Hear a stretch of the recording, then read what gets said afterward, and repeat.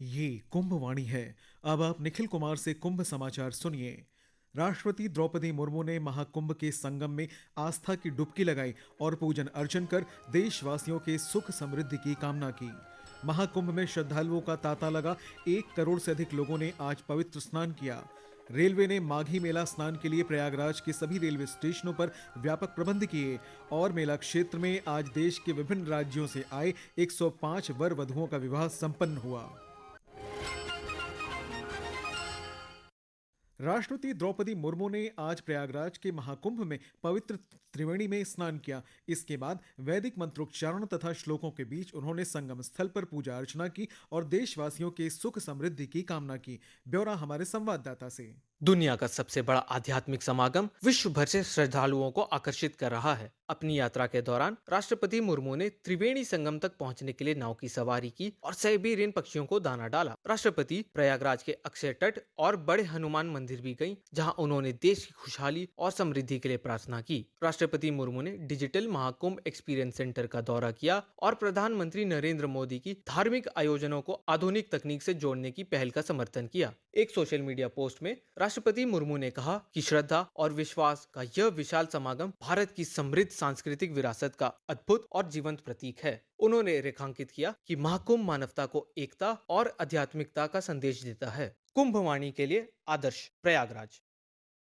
Railway ने माघी मेला स्नान के लिए व्यापक प्रबंध किए हैं। रेलवे बोर्ड के सूचना और प्रचार विभाग के कार्यकारी निदेशक दिलीप कुमार ने कहा है कि संगम क्षेत्र के रेलवे स्टेशनों पर 13,000 से अधिक रेलवे कर्मियों को तैनात किया गया है। इसके साथ ही 1200 सीसीटीवी कैमरे लगाए गए हैं, जिनसे 5 स्तरों पर निगरानी की जा रही है। पूरी व्यवस्था की मॉनिटरिंग के लिए हम लोगों ने करीब 1200 सीसीटीवी कैमरे लगाए हैं और जो मॉनिटरिंग है वो 5 लेवल पे हम लोग कर रहे हैं। प्लेटफॉर्म लेवल पर मॉनिटरिंग के लिए स्टाफ लगे हुए हैं। इसके अलावा जो सीसीटीवी से जो फीड प्राप्त हो रहे हैं उसकी मॉनिटरिंग के लिए हर स्टेशन पर, जो प्रयाग क्षेत्र के स्टेशन है, वहां पर हम लोगों ने एक छोटा सा कंट्रोल रूम स्थापित किया है। फिर डिवीजन जोनल के साथ साथ हम लोग अभी रेलवे के वार रूम में है, यहाँ से भी मॉनिटरिंग की जा रही है और जरूरी निर्देश दिए जा रहे हैं। जैसे ही स्टेशनों पर, प्लेटफॉर्म पर लोगों की संख्या बढ़ती है, वैसे ही हम विशेष गाड़ी का परिचालन कर करके यात्रियों को उनके गंतव्य स्थान पर ले जाने की व्यवस्था करते हैं। दिलीप कुमार ने बताया कि रेलवे द्वारा चलाई गई 330 ट्रेनों में कल 12 लाख श्रद्धालु रवाना हुए।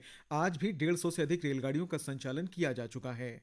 केंद्रीय रेलवे के मुख्य जनसंपर्क अधिकारी स्वप्निल नीला ने कहा है कि भारतीय रेलवे ने कुंभ मेले में भाग लेने वाले यात्रियों के लिए कई विशेष ट्रेनों का संचालन किया है।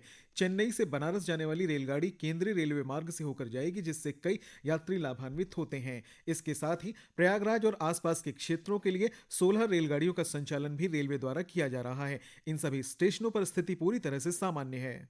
मध्य रेलवे के द्वारा कुंभ मेला में जिन यात्रियों को सम्मिलित होना है, उनके लिए काफी सारी स्पेशल ट्रेनें चलाई जा रही है। कल भी इसमें नागपुर से एक स्पेशल ट्रेन चलाई गई थी और उसी के साथ में मध्य रेलवे के थ्रू जाने वाली 2 ट्रेनें कल भी चली थी। इसी के साथ में आज भी चेन्नई से बनारस जाने वाली एक ट्रेन मध्य रेलवे होते हुए जाएगी। इसका लाभ काफी सारे यात्रियों को मिल सकता है। इसी के साथ में मध्य रेलवे द्वारा 16 गाड़ियां जो कि प्रयागराज और उस क्षेत्र में जा रही है, उन गाड़ियों को चलाया जा रहा है। इन सभी स्थानकों से जहां से यात्रियों को प्रयागराज के लिए या कुंभ मेला में सम्मिलित होने के लिए यात्रा करनी है, वहां पे स्थिति पूरी तरीके से सामान्य है।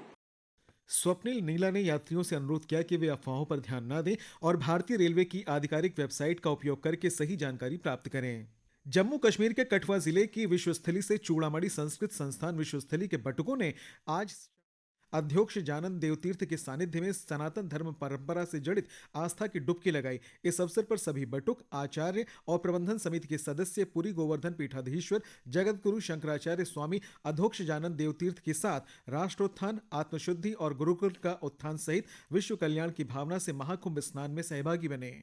महाकुंभ अपनी दिव्यता और भव्यता के लिए दुनिया भर में चर्चा का विषय बना हुआ है। इसी कड़ी में क्रिकेट ऑस्ट्रेलिया के सांस्कृतिक राजदूत और मल्टी कल्चरल प्रोग्राम के हेड डॉक्टर आशुतोष मिश्रा ने अपनी पत्नी श्वेता के साथ आज संगम में आस्था की डुबकी लगाई। काशी मूल के दंपत्ति ने कहा कि दुनिया के सबसे बड़े आयोजन के लिए प्रधानमंत्री नरेंद्र मोदी और मुख्यमंत्री योगी आदित्यनाथ बधाई के पात्र हैं। महाकुंभ में आज देश के विभिन्न राज्यों से आए 105 वर वधुओं ने वैदिक मंत्रोच्चार के बीच विवाह की पवित्र रस्में निभाई। हमारे संवाददाता ने बताया है कि हजारों लोग संगम में कन्यादान की इस अनूठी परंपरा के साक्षी बने।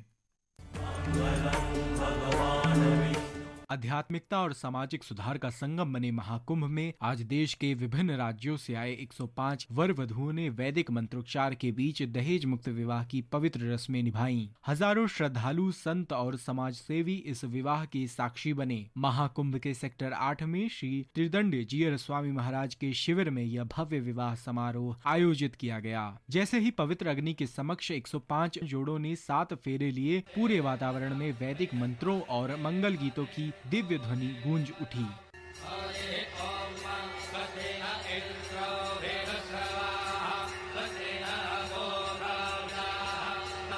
इस आयोजन में उत्तर प्रदेश, बिहार, मध्य प्रदेश, छत्तीसगढ़ और झारखंड के जोड़े परिणय सूत्र में बंधे। महाकुंभ में 144 वर्षों बाद आई इस शुभ घड़ी में विवाह संपन्न होना अपने आप में ऐतिहासिक क्षण रहा। दहेज जैसी कुरीति को जड़ से समाप्त करने का संकल्प लेने वाले श्री त्रिदंड जीयर स्वामी जी महाराज ने इस आयोजन को एक नई परंपरा की शुरुआत बताया। उन्होंने कहा कि विवाह प्रेम, समर्पण और विश्वास का प्रतीक है, न कि लेन देन का सौदा। उन्होंने समाज से आग्रह किया कि इस पवित्र परंपरा को आगे बढ़ाते हुए दहेज जैसी कुरीति को जड़ से समाप्त करें। इस पवित्र आयोजन के दौरान नवविवाहित जोड़ों को आशीर्वाद के साथ ही गृहस्थ जीवन की आवश्यक वस्तुएं भी भेंट की गईं। कुंभवाणी के लिए आनंद पाठक।